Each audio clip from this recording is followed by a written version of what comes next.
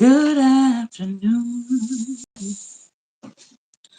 Good afternoon. Good afternoon. Good afternoon. Good afternoon. Good afternoon. Good afternoon. Good afternoon. Good afternoon. Good afternoon. Good afternoon. Good afternoon. Good afternoon. Good afternoon. Good afternoon. Welcome to Daring Dialogues. I'm your host today, Shantae Charles, and I want to thank you, first of all, for your time and attention. As you know, as I'm working with clients for this first half of the year, we are doing shorter broadcasts for Tuesdays and Wednesdays because I have clients. So we're going to hop right into today's readings and discussions. We're reading again from Illustrated Black History. I've been hearing lots of people online talk about how we need to learn more about our history. We need to be out here sharing and teaching. And I'm like, well, we're doing that every single weekday here. So feel free to share this broadcast and put people on and let them know that, hey, Black history is going down here every single weekday. Today, we are looking at one of the last of the civil rights leaders who is connected directly to MLK.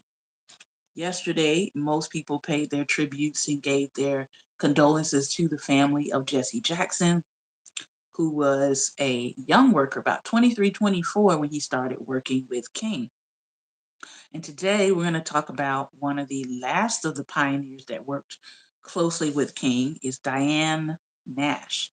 Now there are two more. I think her name is I forget her name. I think it's Zenobia or something like that, or she has a twin. And then also Andrew Young. So these are kind of like the last people who were of that generation that worked very, very closely with MLK. So here is the drawing that the illustrator did of Diane Nash.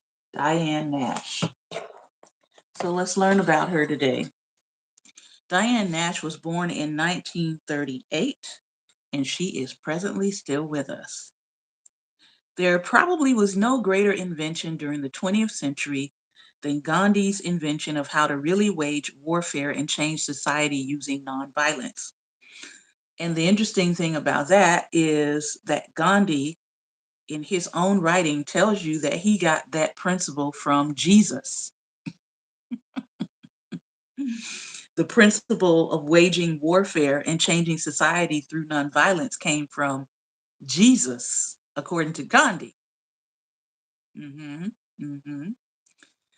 And he said that he recognized or he realized that nonviolence is love. Love is the principle of nonviolence. So, nice little full circle there for anyone who has ever read Gandhi or been studying his work. But Gandhi had his own problems, so we won't stay too long. All right. For anyone who hasn't experienced the oppressive side of segregation as it was lived and documented in the 1950s American South, deep empathy and a studied gaze down history's path is required to even glimpse the recurring despair. No matter how optimistic you might have been, there it was, your assigned inferiority, just waiting to douse your vibrant flame. It's easy to assume that the distance provided by time is the reason that the era of segregation feels absurd. I can't imagine living that way, you might say. But distance from that period is not what buffers you from such inhumane treatment. Rather, it is the courage of mainly young people who, in the face of systematic racism and violence, decided to begin the work of dismantling America's Jim Crow laws. And here we are again because those Jim Crow tactics are being redeployed for certain people in our country to regain a grasp on what they feel like they are losing power over. And so now you're going to have a whole new generation that's going to have to begin the work of dismantling the new stuff that has been implemented to hold people back and down. Born into a middle-class family in Chicago, Diane Nash began her college education at Howard University in Washington, D.C., before transferring to Fisk University in Nashville in 1959. Both were celebrated historically Black universities, but one was firmly based in a region that had long been dominated by Jim Crow laws and practices. It was in Nashville that the effects of segregation began their assault on the 21-year-old student, Diane Nash. Nash learned about and then learned from Reverend James Lawson, who was teaching young people various nonviolent protest methods at a church not far from campus. Lawson taught many young people who would become integral to the nonviolent movement in pursuit of equal justice, including John Lewis. In 1960, Nash participated in the sit-ins that sought to desegregate lunch counters in Nashville. Following a march of several thousand people to City Hall, the city became the first in the South to end that segregation. The protest effort launched Student Nonviolent Coordinating Committee, or SNCC as it is now known today, which Nash co-founded with Charles Jones, Charles Sherrod, Ruby Doris Smith, and many others. They coordinated more sit-ins in other cities, supporting and training other young student activists, all while they were in college themselves. In 1961, Nash participated in the Freedom Rides launched by the Congress of Racial Equality, also known as CORE, in which Black and white people together rode buses into the South to protest segregation policies that had to do with interstate travel.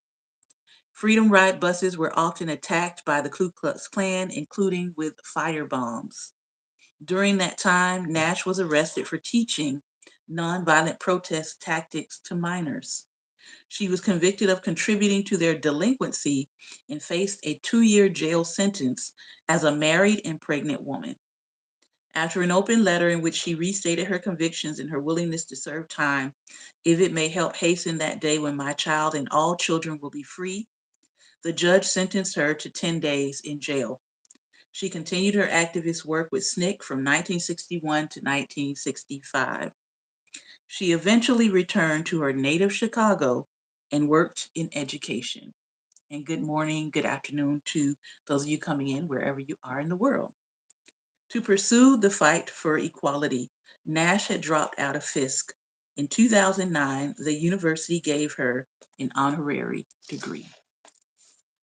And that, my fellow readers and learners, is Diane Nash.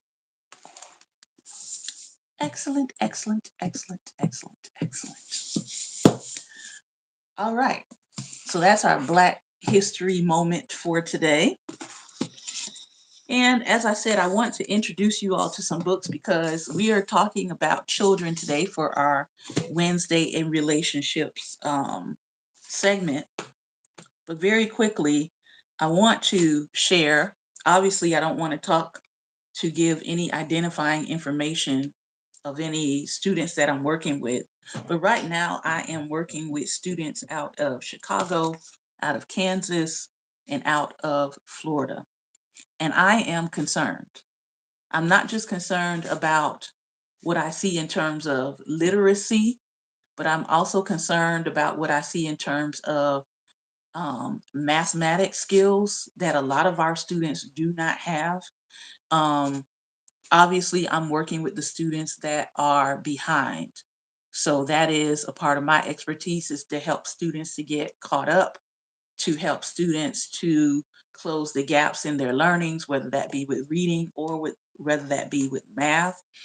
And I told my husband last night, I said, listen, I end my days these days and I feel like crying after I end my days, because I'm looking at how deeply behind these children are. And most of them are American citizens. So it's not like they have come from another country and are learning for the first time. No, these are American citizen children who are deeply, deeply behind. Some of them, they can recognize numbers, but they don't know place value. Some of them know place value, but they don't know how to spell numbers. Some of them don't know where the comma is supposed to go to separate hundreds from thousands. Some of them don't know where the decimal point is supposed to go in numbers. These are very troubling things because these are basic core concepts and foundations of numbers. And these are students that are heading to middle school. They're not in middle school yet.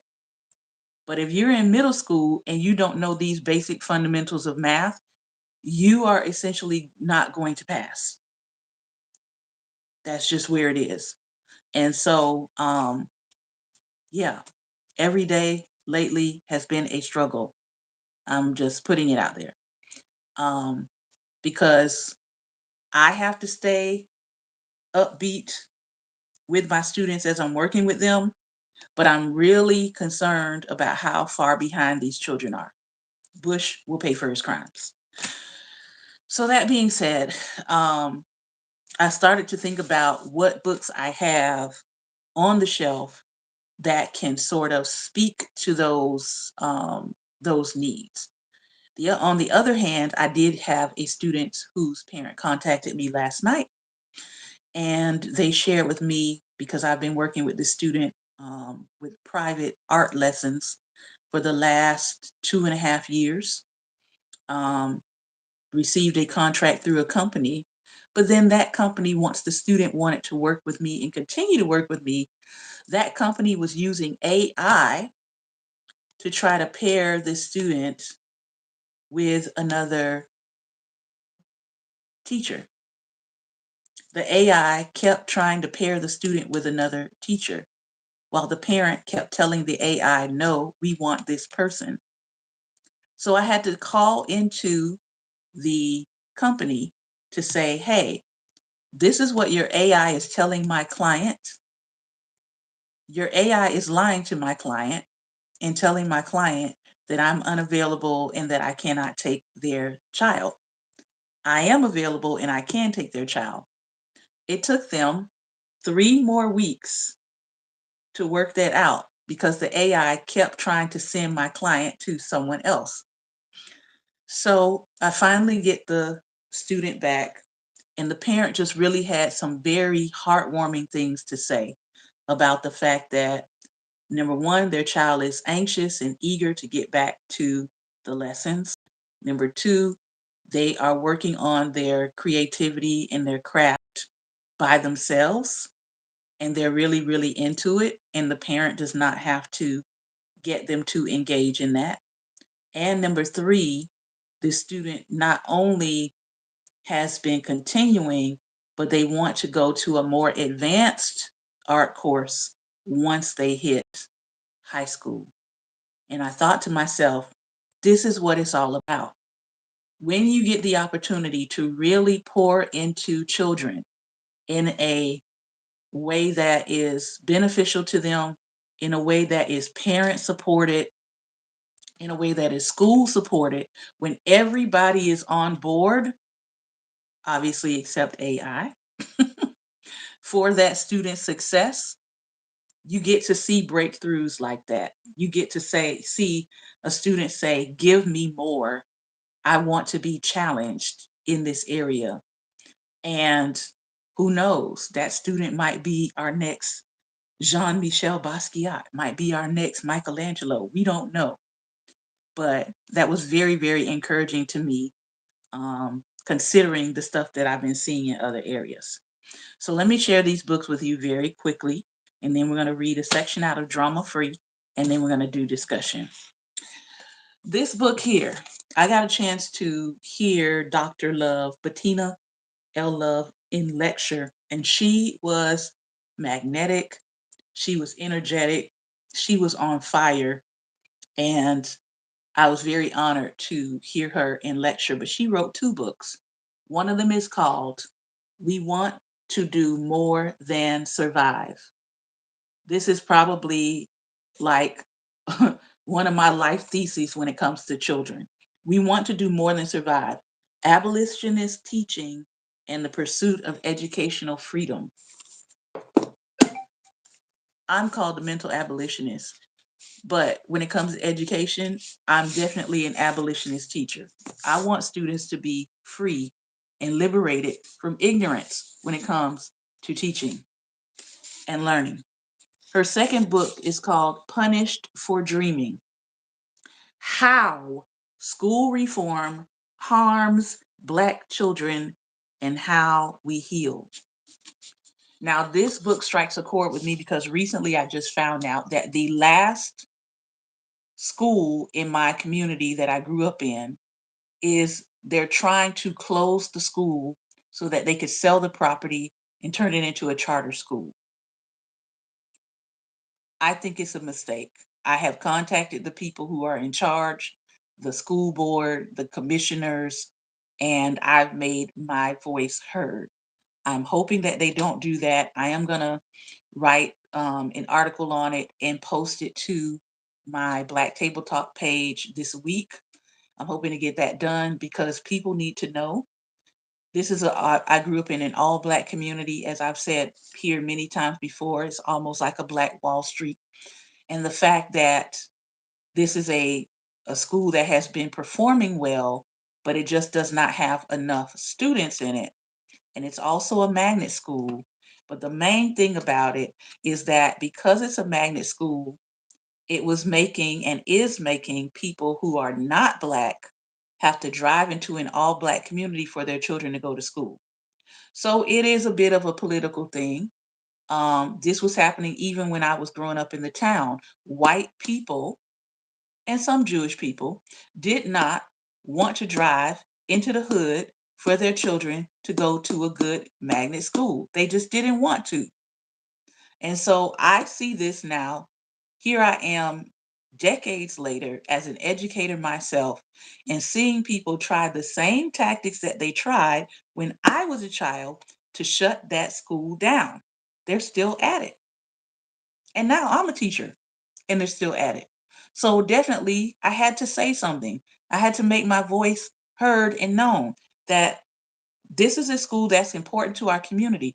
Why are you trying to get rid of all the schools in our community? And you're saying it could be turned into a charter school, but what kind of charter school? Is it going to be turned into a charter school that has a um, religious discrimination key to it, or sometimes a racial discrimination key to it? What kind of school are you trying to put there? Is it going to be a school that prices out the children that live in the neighborhood? Because that's the other thing. They're trying to take the children from that school, send them to another school, and they're also not going to provide bus transportation for those children, and they expect them to walk 1.6 miles to the nearest school after they shut down a perfectly good school that was rebuilt after Hurricane Andrew. The only reasoning I can see around that is political drive and gentrification and trying to move Black children out of that school. So yes, I have a problem with it. All right. Next book, The Battle for the Black Mind. I just picked this up on President's Day. It is fairly new. It is talking about the struggle, both past and present, and the transformative power of people like me, Black educators and thinkers. And then where does it all start? Dangerous Learning: The South's Long War on Black Literacy. It's a long war. It's still going on. But those are the books that I wanted to introduce you to today. So you can take a look at them if you are interested in works on children and education and literacy and the work that has to continue to be done. All right, we're reading one section out of Drama Free, a guide to managing unhealthy family relationships. We are on the chapter talking about troubleshooting relationships with children. And the section that we're coming to today is embracing imperfections in children.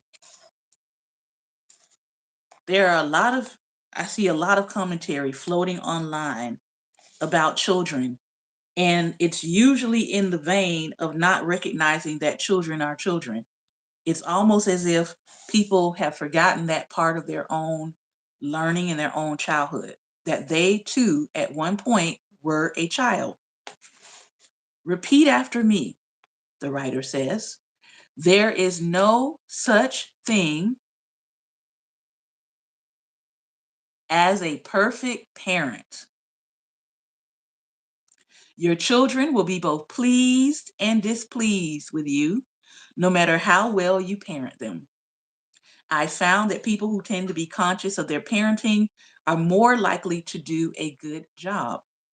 It is healthy to worry about the impact that you are having on your children, but turn those worries into actions, intentional conversations with your children, and self-compassion when needed. You won't get everything right, but that is okay. Acknowledging the errors of your ways. It can make a world of a difference in a relationship when you acknowledge how you affected the other person. Showing remorse doesn't mean that you're a terrible person, just someone who is continuing to learn and open to exploring how you can improve as a parent. When making amends with your child, learn to listen to their perspective without defending your actions or proclaiming your intentions. It's vital that your child feels heard and that their needs are validated. And we're not talking about when your child gets 18 and you say, well, you're 18 now, so you can finally say how you feel. No, before they turn 18, thank them for allowing you space to share and listen. Recognize your child's willingness to speak with you.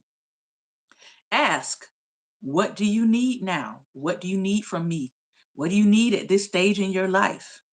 You can't correct anything from the past, but moving forward, find out what your child needs from you. How can the relationship be different? Sometimes children will say, I just want more time. I want more hugs. I want more fruit snacks in my lunch bucket. But ask, what do you need from me? Regularly check in about the relationship. Preemptively ask, are we good? How are things going with us? This is helpful for children who have presented as angry or passive aggressive, and you notice it. Hold space for them to bring up the past. While you don't want past transgressions to be constantly thrown in your face, you can't ignore how they might still be hurtful to your children, especially your grown children. So create a safe space for them to discuss their feelings about past issues. By no means should you allow them to use you as a punching bag.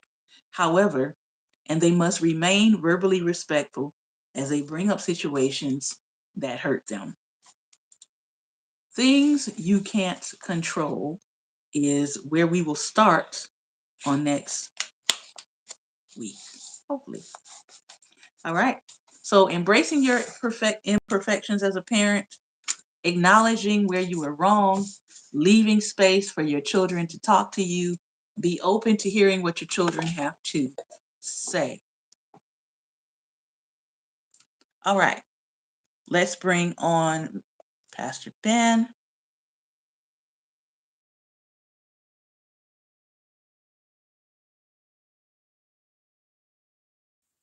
All right, and I have sent you that join link. We have 15 minutes today to chop it up. I'm so proud of myself.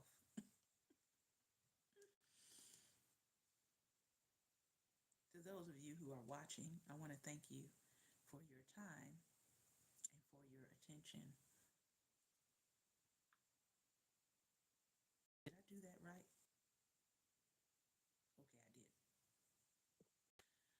right. Good afternoon. Hello. How are I'm feeling good. I'm feeling good. I'm moving without pain. That's a good thing. I don't take it for Um, granted.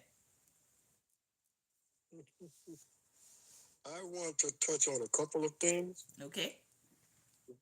because the situation with the school in Miami, Mm-hmm.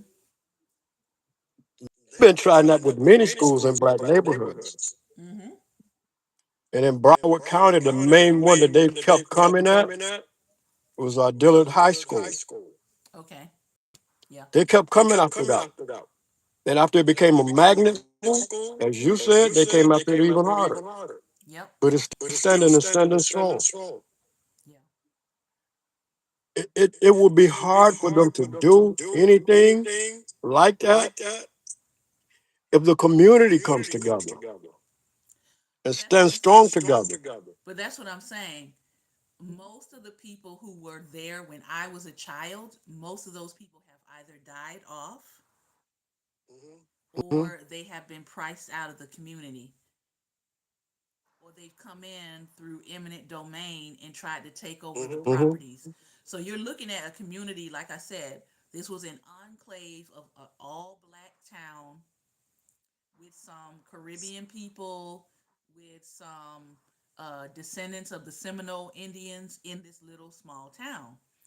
But because the town sits right off of US 1, we already Hmm. know why they're trying to get us out of there, the rest of us out of there. Because they want to turn that whole little area into, they kind of want to expand the city down into where we are, because we are 30 minutes from Homestead.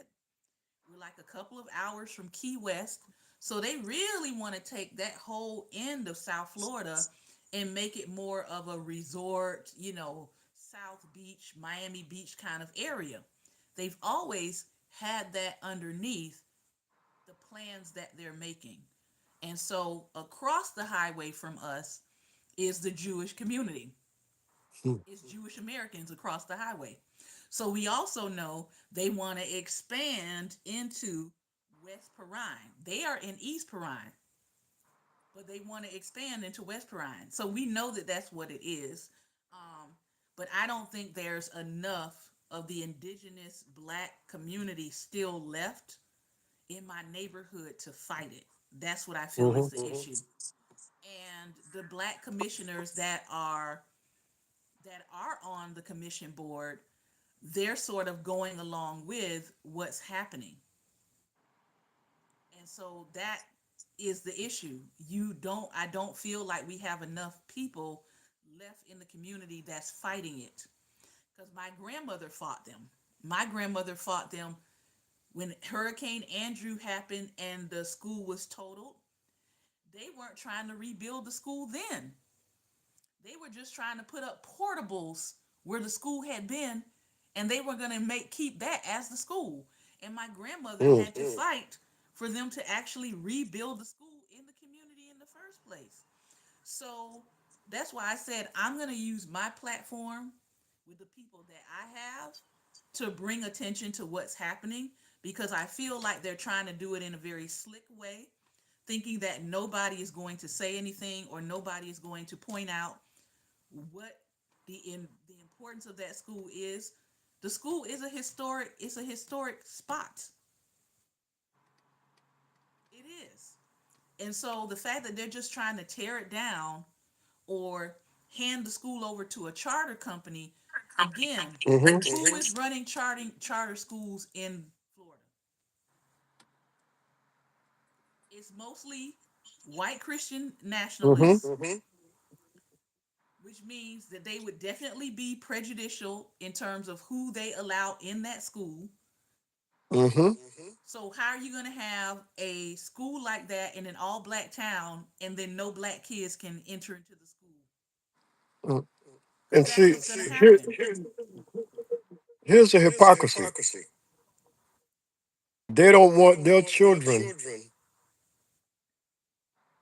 going to that school. They got to make sure their children get there got no problem with the children in that.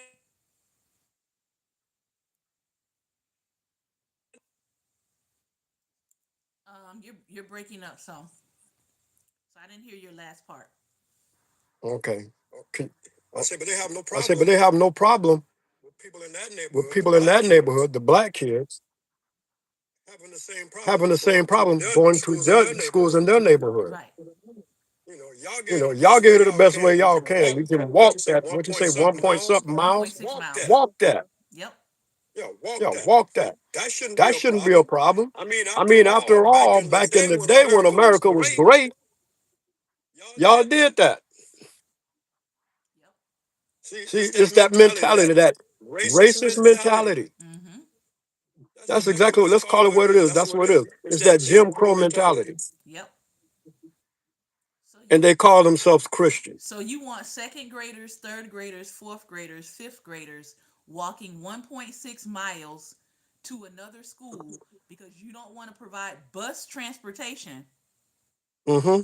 You want them to walk to another school outside of their neighborhood because I know where that school is that they're trying to send them to. They have to cross a major roadway to get to that school. And you want to close down the school that's right in their community. Make it make sense. But we know it doesn't. We know it doesn't. And so, yes, I am ticked off because now I got to go be missionary Ruth Page, who's my grandmother. I got to go be that because that's what I'm going to do. I'm going to do it on my page, and I'm going to do it by writing all of those commissioners. I'm going to say, let me remind you of who my grandmother is. Let me remind you of the fight that took her making you all rebuild this school. And oh, by the way, I'm her granddaughter because I know you thought you had enough time that it wasn't nobody gonna notice what y'all are trying to do. And again, that is the importance of knowing your history, knowing your black Mm-hmm. history, knowing the struggle that has already come before you and what people have already tried to do to pull something down out of your community. Because it was people in the community that found me on social media and DM me and sent me the information to say, this is what they're trying to do to this school, and we know that your grandmother made sure that this school was rebuilt. They came Mm-hmm. and found me on social media.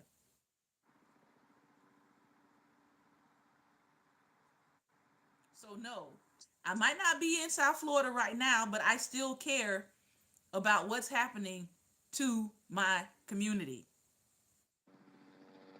Mm-hmm. And I don't want to hear no foolishness about where you don't live here. No, it's still my community. It's still Mm-hmm. where my roots are. I still have family there that runs the corner store in the same community that owns most of the property in the community. So this little whatever y'all think y'all got going on that y'all just gonna do under the cover of night is gonna be fought and contested. Final thoughts on children. We keep We keep saying that saying that children are children are little little adults. adults. Mm-hmm. They're They're people. people. And we're And we're supposed to supposed to raise them raise and them and train train them them to be to be great great adults, adults, big big adults. adults. One thing, One thing, one thing I one can thing say I can about say my about my children, children, they loved they loved me, me, and when I and when I said said no, no, they they smiled smiled because they could because they could accept it. accept it. Seriously, they could Seriously, they could accept it accept it because because they knew they that when knew I that when said, I said I was they very was ready. I very ready, said I no. said no. Mm-hmm. The only The time I only time I said said no, I no, I always always explained to them explained too to them why I too why said I no. said no. Mm-hmm. There was There was something that I something that I saw saw where it where wasn't it going to wasn't going work to out work too out too well, well. or I Or had I this had this feeling that feeling that, okay, okay, this is not this is this not a is not good a good thing, thing. or Or they hadn't they held hadn't up held their up their end on end on something. something. Mm-hmm. That's the Conditions. That's the way I raised them. You haven't met the conditions.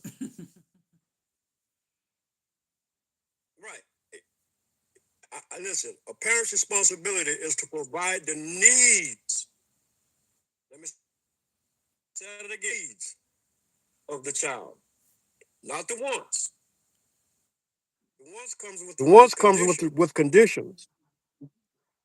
See, are you See, doing your are you homework doing your right? homework right? Are your grades Are your grades acceptable? acceptable? And if they're not, And if are you they're not, willing to are you put in the willing to put in the time time to bring them to up? bring Are you them up? going to Are you work going to for it? Are work you going to for it? work Are to you going get to those work to get grades those up? grades up? Mm-hmm. See, if See, you have if you chores have at chores home, at home, are you are up on you up on those? those? See, See, are you are you bullying bullying people? people? Because Because that was a that was a big big no-no no-no with with me. me. Mm-hmm. Now, if Now, you if you stood up stood for up for somebody, somebody, great. great. I'm I'm standing standing behind you behind on you that. on that. But if you If you bullied bullied somebody, somebody, that was a that big was a big no-no for no-no me. for me. You lose You lose points. points. You lose Like I points. con- like I So confessed before, I've only bullied a person one time, and that was for food.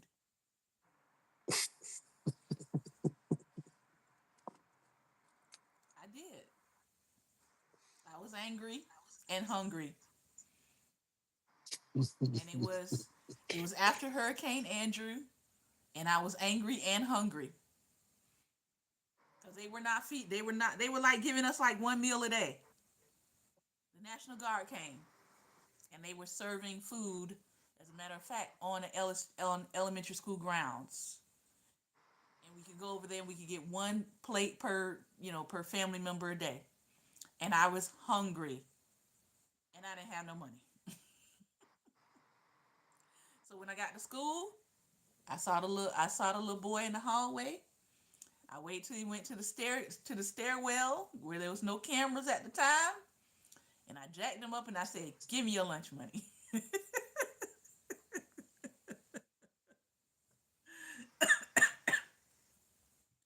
And he gave it to me. He screamed and he gave it to me. And that was the only time I ever did that. I felt bad and I felt ashamed. And so I never did it again.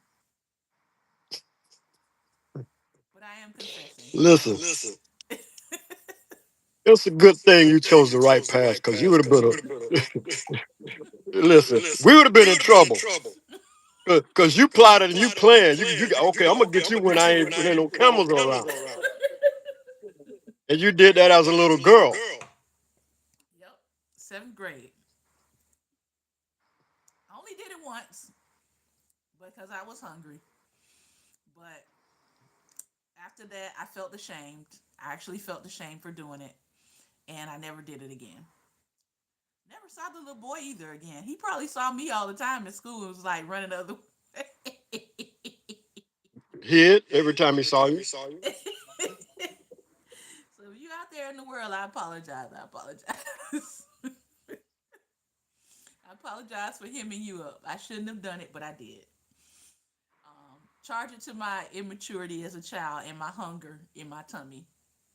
Yeah. Hmm. Final thoughts, Hmm. Pastor. We got like a minute and a half. Final thoughts. Okay. Okay. Um, Um, we they have they been trying have to been trying to erase our erase our history. history. They haven't They just haven't started; just they've been started. They've doing it, been doing it. Mm-hmm. and this is a And this part is a of that. part of that. Number Yep. one, this Number is a one, this is a historical school historical school Yep. in a black in a black neighborhood. neighborhood. Where Now, Now, if it children, was if it something was in their something black in their children neighborhood, could go, neighborhood, where black children so that could it, so go, that where black children could go and couldn't go anywhere else. right, right, exactly that, exactly that. because the majority Because the of majority schools of that are in schools a that are black in a black neighborhood neighborhood are there are there because because they weren't they allowed weren't in white allowed in schools. white schools. Mm-hmm. Let's remember Let's that the remember same that the way same way HBCUs began. HBCUs So began. why does it So have to why be a does it black have to be a college? black Because college? y'all wouldn't let us Because go y'all to won't let us yours. go to yours. Mm-hmm. It's So that what did simple. so what did you want us to do? Just not go at all? Hmm. Mm-hmm. You didn't expect us to build our own, and now that we build our own, now you're saying that's racist because we built our own? Hmm. What logic? What Because of logic? Because of racism, racism, when are they going to when are take they going to take responsibility responsibility and and accountability? accountability? I don't know. They do. The war. I'm not gonna say until they do that, the war will continue. But if they don't If they do don't that, do they're that, gonna they'll pay a pay a serious serious price. price I think that price is coming due soon. Chinese Real real soon. soon. Chinese controlled state media said the other day that their lease is up on moral outrage and moral high ground. They said their lease is up. I'm gonna let that sit with y'all. Their lease is up. They talk about the United States. They said our time Mm-hmm. Mm-hmm. for trying to come at people as if we are on the moral high ground is up. And with that, I gotta Mm-hmm. go. This has been another episode of Darren Dialogues. I've been your host today, Shantae Charles. I want to thank you for your time and for your attention. Remember, light is the most daring opposition to evil. We must stand against evil. We must stand against nefarious plans. And it's on us. It's our generation's time to stand up and be counted. Be well, and most importantly, be what? Light. Light. Take Light. care, everyone. See you tomorrow as the Creator wills, 12 p.m. Eastern Standard Time.